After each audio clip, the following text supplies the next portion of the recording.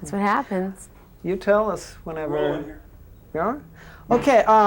Today you've been shooting a video for what song? For Ray of Light.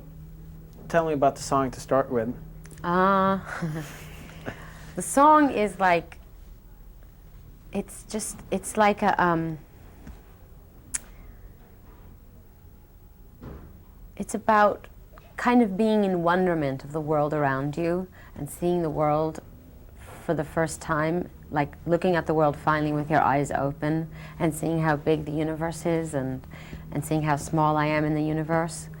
And also just kind of a celebration of life too.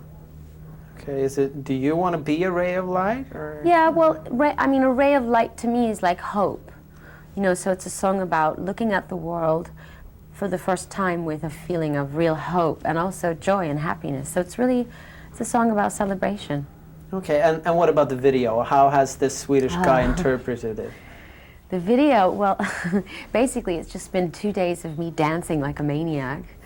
I mean, he's been shooting a lot of footage that I'm not in, but it's like stuff about the universe, really, but it's like the modern universe, like, you know, it's kind of very looking forward to where we're going and seeing how fast we're moving, and especially in technologically, you know, with, you know, computers and airplanes and, you know, cars zooming down highways really fast. I mean, it's kind of like life in fast forward motion, kind of zooming towards the end of the 20th century, which is also what the song's about. So for me, the song is like a real visual interpretation of the song. Yeah. But when you spoke about it first, it sounded like a positive feeling. It is. But you know, I get sort of scared when you're talking about, you know, zooming in and the speed of, you know. Yeah, but we are zooming forward, but that is, you know, that is what's happening to civilization, but that doesn't mean that you can kind of lose touch with the spiritual side of things and be grateful and notice the thing, you know, still notice the world around you. It's like a juxtaposition. It's very spiritual, as both the lyrics and the music on this album seems to be very spiritual. Is that so? Yeah, that's true. It's my spiritual journey. Okay, I mean, when it's sort of Indian or African sounds in it. So, yeah, there's a lot of Moroccan and Indian, a little bit of Asian influences, a lot of world music. Why? How did you come up with that's the kind of music I listen to. I mean, I listen to music from all over the world. I love Indian music, and I've listened to a lot of North African music, and I wanted to incorporate that into the record. So, if we're talking about the video part, you've always been ahead of the music video world, doing the most interesting videos. When did you discover or get the notion that music videos are so important? I mean, you're the artist who made them. Well, I think I'm a real visual artist because I was trained as a dancer and in theater, and I'm also an actress, so actually the medium of film is very important to me. And when I do a video, I can incorporate all of those things that I do well into one 5-minute condensed period of time. But was that something that just happened, or did you get the idea, hey, music videos? Because when you started Well, I didn't think of music videos. I mean, someone came to me when I made a record and said, you're going to have to shoot a video. But I figured out that kind of like what videos are like poems. Like, you know, what poems are to stories, videos are to film. So it's a very kind of concentrated, intense expression, the way a poem is. And it's just a great way to express yourself in a song. Your music has evolved a lot. It matured just, you know, since '94 up till now. But I mean, well, I've matured.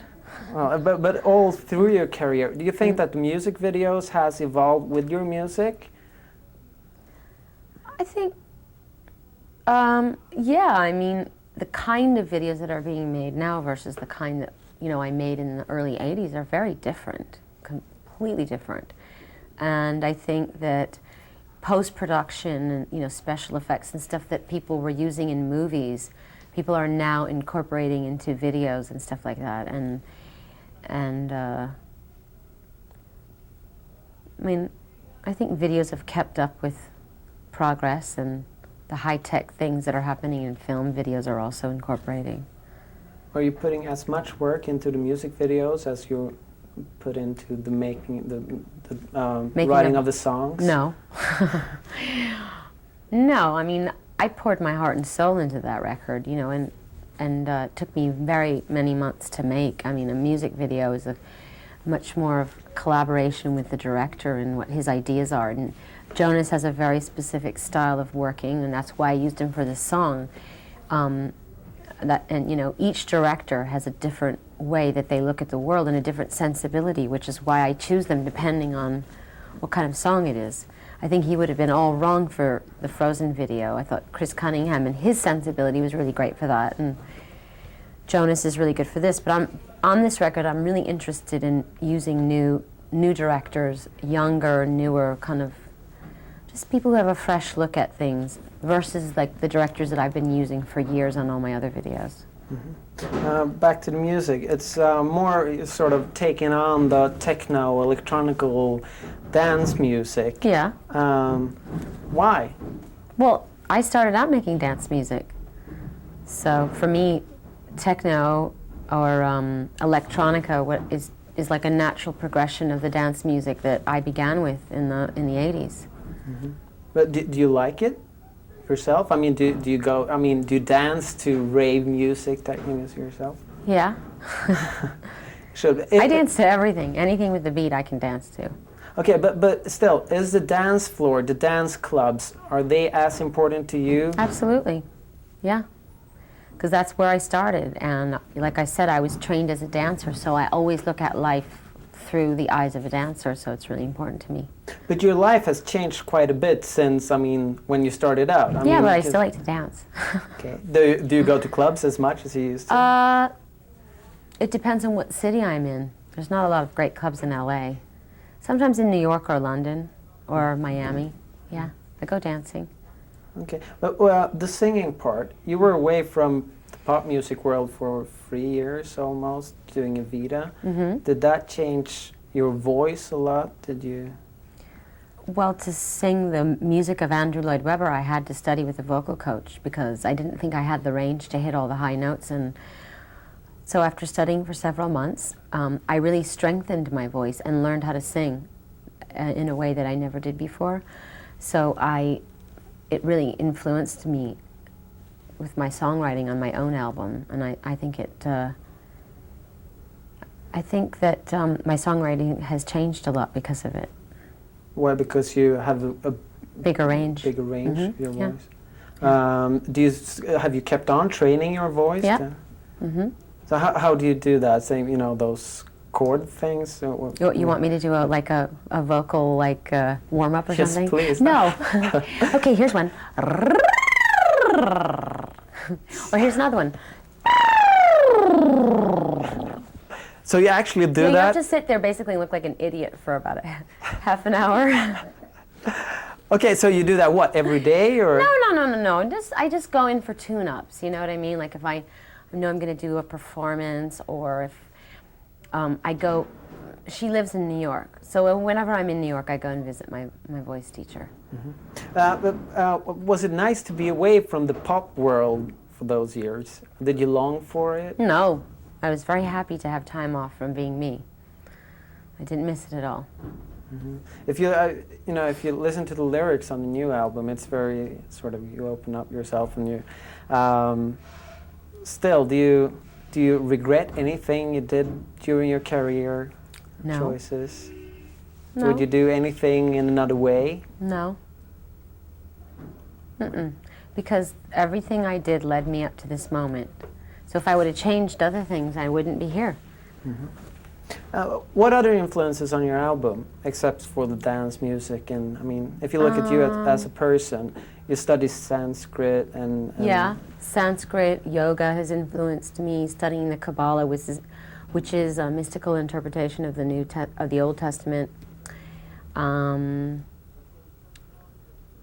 Yeah, just all of those things. Being a mother have really influenced me and inspired me on this record. Does being a mother, has that changed your lives, traveling and everything like that? You travel less? Oh, well, I try to. I set out to travel less, but then somehow I end up traveling so much. So, but it's okay. Mm-hmm. Will they?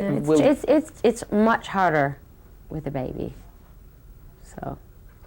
Will you ever go on another world tour? I'd love to, but actually I'd like to wait till my daughter's just a little bit older, then because she's still a really small baby, and you know, between now and when she has to go to school, I'll go on tour. I swear.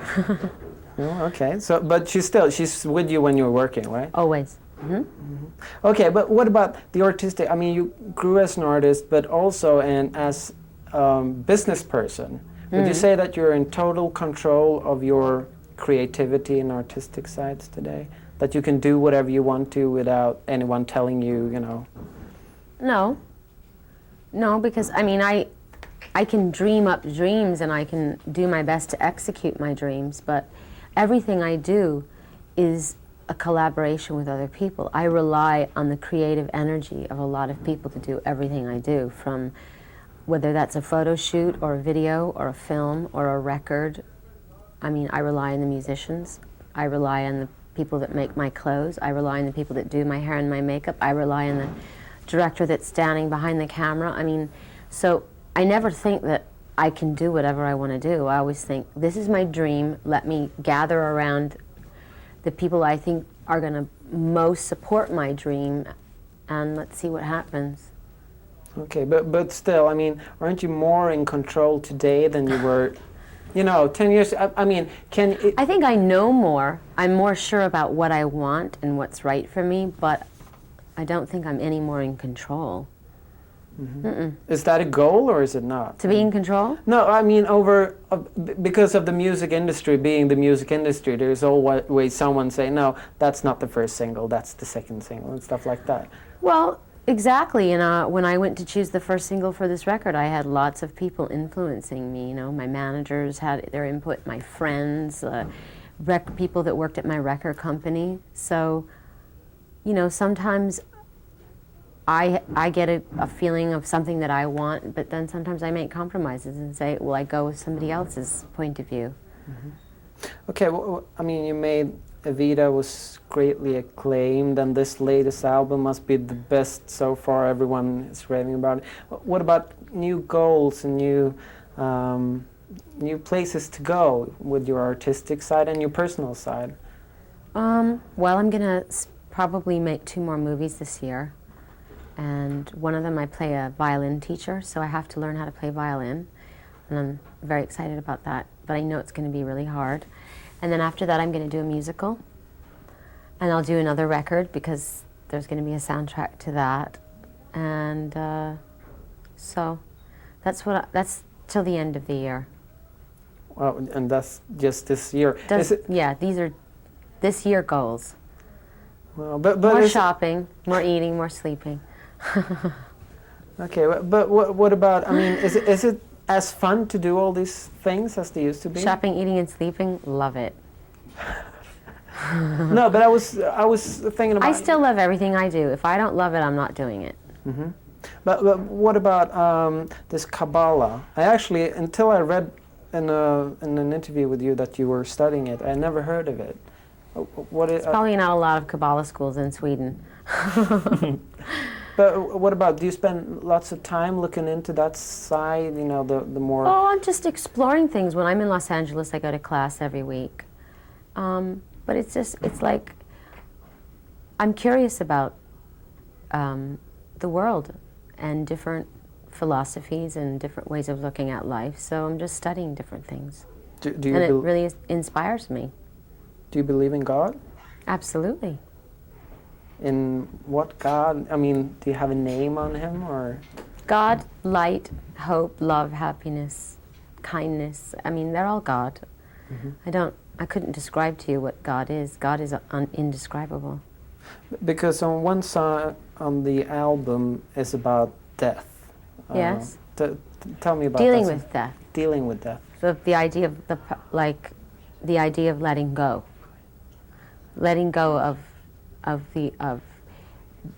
fearing death and the idea of mortality, letting go of that.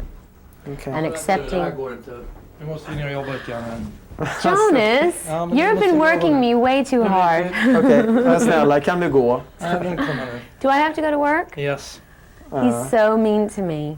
Is Is he? everyone this mean in Sweden? Well, not really. I'm nice. No, you've been Okay. really mean to me as well. Oh, sorry. Oh, thank you. All right. Ja. Well, nice talking to you. Nice talking to you. Okay. Tack så jättemycket, hör du. Tack själv. What are you guys saying to each other? You don't want Yes, to we know. are nice to each other. He taught me a bad word, but I won't say Don't it. say no.